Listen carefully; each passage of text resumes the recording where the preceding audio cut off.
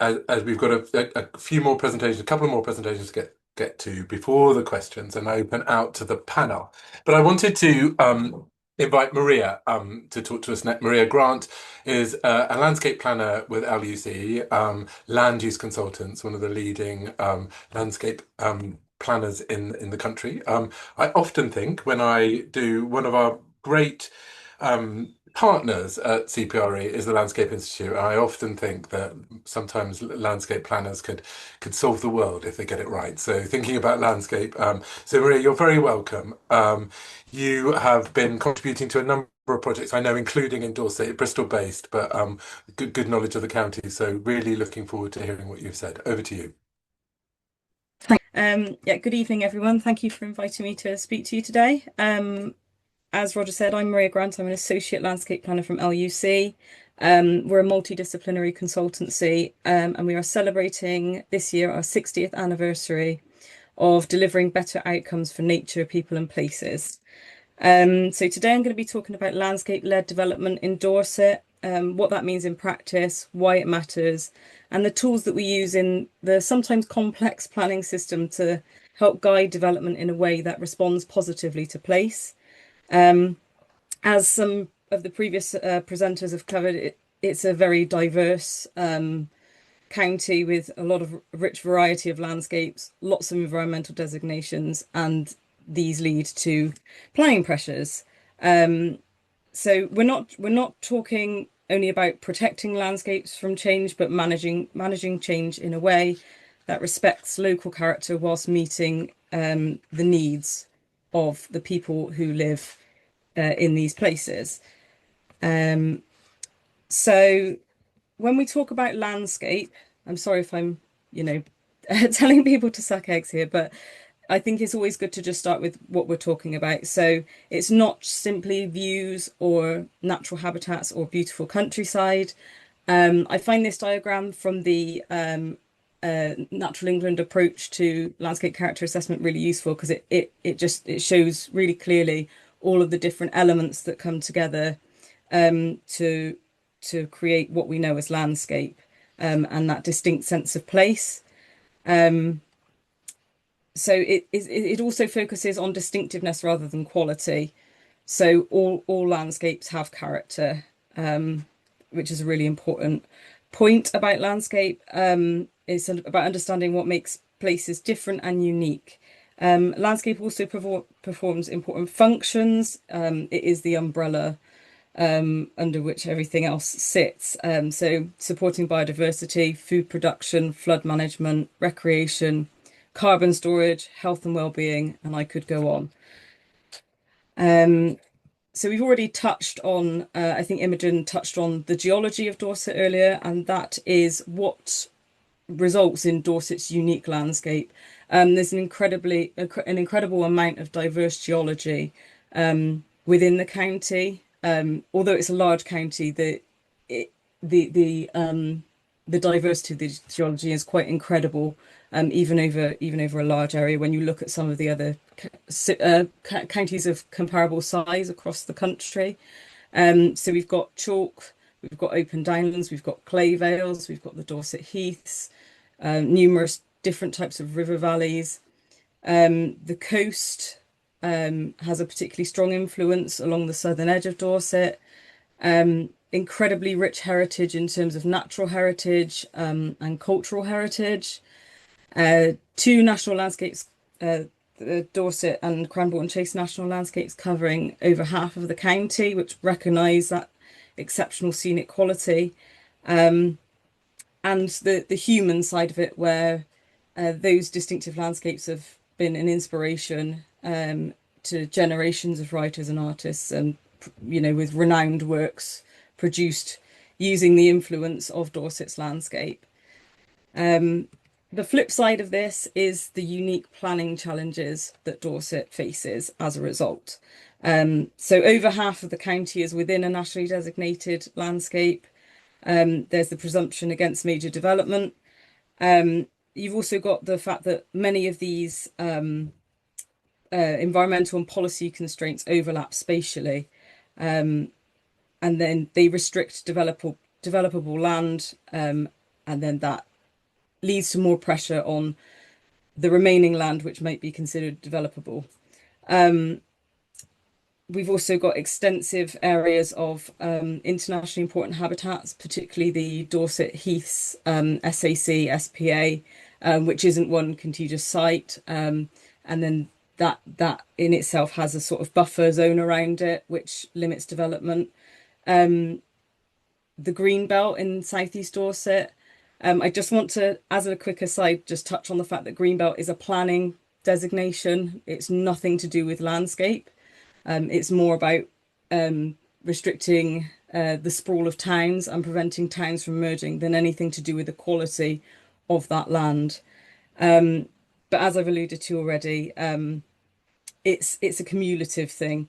It's not often a single issue that leads to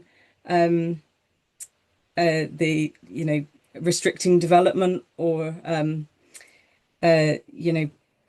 stopping stopping development, but it's often multiple sensitivities coinciding in this in the same location. So as the title of this conference says, we've got a balancing act, accommodating necessary growth, whilst protecting landscape character, biodiversity, heritage, and local identity.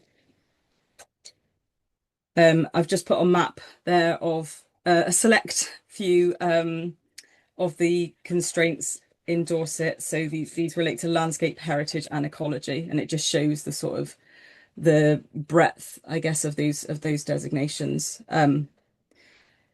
So why does landscape-led development matter now? We've obviously got increased housing targets, but there's a lot of other pressures as well. We've got the pressure for net zero, solar and wind development, biodiversity net gain, the need to establish climate resilience in our landscapes. And the graphic on the right, I'm sure the text is too small, but when the slides are circulated, that graphic sets out all of the how much land is committed under various policies. It's national, but obviously it cascades down. And so we need all of these spaces. We need this space for housing, renewable energy, biodiversity recovery, infrastructure, food production, and they're not done. They're not delivered in a microcosm. They're delivered together within the same landscape, and that's why we need landscape-led planning to help us achieve that. I'll touch quickly on the planning policy frameworks. I won't dwell too much on this, but this is the umbrella under which landscape evidence sits. It's how it's delivered. So we've got the NPPF, which does include strong references to landscape character, beauty, high quality design, and the protection of valued landscapes.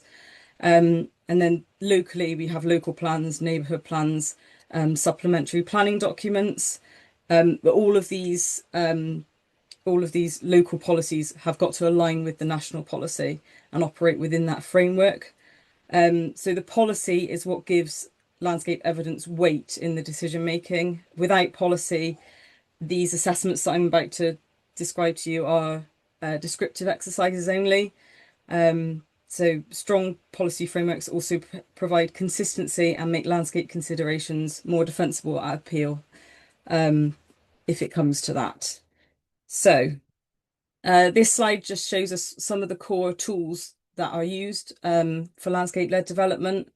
They effectively form a layered evidence base operating at different scales. So we have landscape character assessment, which establishes baseline understanding, landscape sensitivity assessment, which evaluates how susceptible landscapes are to particular forms of change, landscape and visual impact assessment, which tests the effects of specific development proposals, and design codes, which help translate that landscape evidence into practical design recommendations.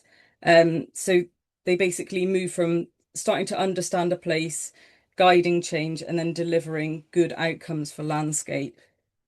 I'll go into a little bit more detail about each of these tools and try and decipher some of the jargon, because I know there's a lot of acronyms, and it can be quite tricky to decipher for non-experts. So landscape character, or LCA, is the foundation of landscape-led planning. It describes the DNA of the landscape. It identifies the combination of features that create an area's distinct identity. It creates a spatial framework, so it maps different landscape character types and areas across a region or an authority area. It looks at physical characteristics, cultural elements such as land use, settlement and heritage features, and perceptual qualities like views, tranquility, openness, everything that was in that wheel diagram that I showed at the start. Most LCAs also include guidance on value characteristics, forces for change, and landscape management and development management recommendations. And these are really valuable because they're tailored to that specific landscape character area and enable more place-specific responses to change in development. Because of this, LCA does really form that bedrock for all of the other landscape evidence bases that might be produced in support of a local plan. They can also link to and reference other specific policies relating to nature conservation or GI, for example. They can sort of help provide hooks against which other types of policy can link to. So at the moment, that's the existing spatial classification for landscape use in Dorset. An updated LCA for Dorset outside of the national landscapes is currently in preparation. The national landscapes have their own written evidence, but the spatial classification hasn't changed much beyond that. It's more of the just updating the written information primarily. So the types of I appreciate this text is this slide is very text heavy, but this is the sort of information that would be that's included, particularly under those evaluative sections. So it provides really location specific guidance and gives development management yeah the tools to make good decisions. So these examples are from a recent project in Somerset. So that's LCA, which, as I said, is the descriptive the description of the underlying landscape. Then we have landscape sensitivity assessment. So this is an assessment that evaluates the sensitivity of a landscape to specific types of change. So a landscape can be highly valued, but less sensitive to certain types of development. It builds directly on LCA, but shifts from a description into a more evaluation. The question that it asks is how sensitive is this landscape to a particular type of development? So a landscape may respond differently to housing than to solar development or employment uses because these developments have different types of impacts. Sensitivity assessments consider a range of factors, including visual prominence, landscape pattern, condition, tranquility, cultural associations. It's important to clarify that sensitivity is not the same thing as value, although value is a factor that comes into account when making the assessment. And a highly valued landscape may still be able to accommodate some forms of change, while a less designated landscape could be highly sensitive to a particular type of change due to the scale or visibility of that development type. So these studies help inform site allocation and strategic planning decisions. The slide there just shows an output from a landscape and heritage study done in North Dorset some years ago now, but still very relevant and still providing good evidence for decision making. Moving on, we have design guides and codes. So these try to bridge the gap between the more strategic documents of the landscape character assessment and the sensitivity assessments into delivery on the ground. They translate broad landscape character evidence into clear and practical design expectations. That can include guidance on settlement form, building scale, materials, green infrastructure, tree planting, street patterns, and boundary treatments. Their role is not simply the aesthetic, it's about helping ensure that development integrates with landscape structure and reinforces local distinctiveness. Um, and as part of the improving placemaking and development quality, there has been increasing emphasis nationally on design codes. There's currently a design code under production for Dorset, and there was a consultation held in late 2025 on that document. Then finally, the final sort of piece of evidence I want to talk about is landscape and visual impact assessment, or LVIA. So this is the main tool used to assess the landscape effects of a specific development proposal. So unlike the previous studies I've talked about, this operates at the project scale, and it looks at both landscape effects, so if changes to the landscape character, and visual effects. It's really important that LVIA is an iterative process. It's not just a reporting exercise like this is our design, this is what it looks like, and then put the planning application in. It should be an iterative process, where the findings should actively inform the design evolution of a scheme, the layout, the height, the planting, buffers, or any mitigation needed. And a good landscape-led process means that the design responds to the findings of these assessments. So just to show this diagram again, so how it all works together, we've got the policy umbrella above it all, but we've got a landscape character assessment defining character, landscape sensitivity, evaluating the capacity for change, design guidance, translating that into what it looks like, and LVIA testing those individual proposals. So moving on to the differences between landscape-led design and landscape-neutral design. This slide just shows what those outcomes should be. So landscape-led design should respond to topography, retain the existing landscape structure, not sort of rip out hedges or trees or the existing landscape features. It should have a strong settlement edge, so using those features to help integrate development into the landscape. It's not so much about hiding development. If it's in the right place, then those features can be used to embed it into the existing landscape. Place specific materials, I think, is really key in making a development respond to its locality. Too often we get, the very big high volume house builders, and it's sort of an anywhereville type development that you've seen dozens of times across the country, and also how people interact with where they live and the landscape. So making sure that GI, green infrastructure, active travel is embedded, and there's those routes between the development and the landscape, and it's not just a sort of bolt on to a settlement. And that's the aim, and that's what these tools, if implemented properly and used to their full potential, want to achieve. So I'll just move on to a couple of examples of landscape-led development.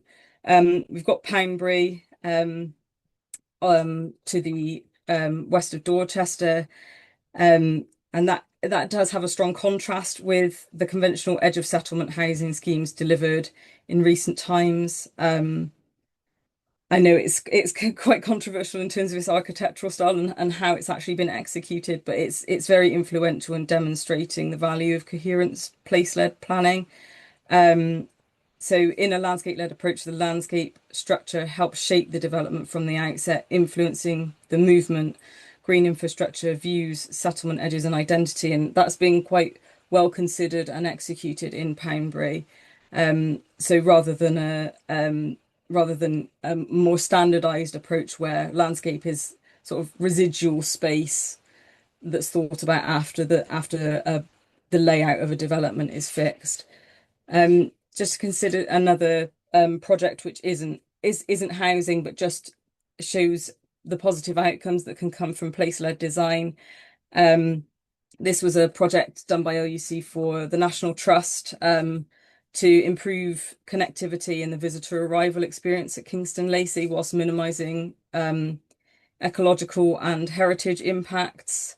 So there was a new visitor centre, a car park upgrade with improved drainage, a bespoke visitor welcome building, and upgraded accessible toilets developed as part of this scheme. But it was really well received by the National Trust at such a flagship site within Dorset. So just to reflect on what I've covered, so we've got at the core of landscape-led design is trying to achieve these multifunctional outcomes. As I mentioned on that slide with the map, we've got a lot of things that we're aiming to deliver. It's not just housing, although that is a key facet, but everything else that goes alongside it. There's a lot of pressure on our finite land. And the landscape-led development requires various layers of evidence that operate at different scales. And there's that thread running through from understanding to evaluation, policy, design, and then testing how those how a design sits within the landscape. So landscape-led development is fundamentally about starting with place. So rather than imposing development onto the landscape, it uses the landscape as the framework for shaping development. When done well, this can create stronger local identity, more resilient landscapes, which is very critical given the climate change impacts that we're facing, better integration of nature recovery and green infrastructure, and ultimately less conflict through the planning process. And we need those multiple layers of evidence working together at different scales, from baseline understanding through to design delivery, and then testing those impacts.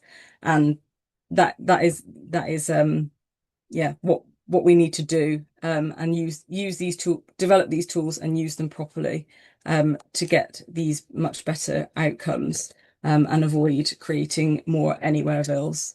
And that is the end of my presentation. Thank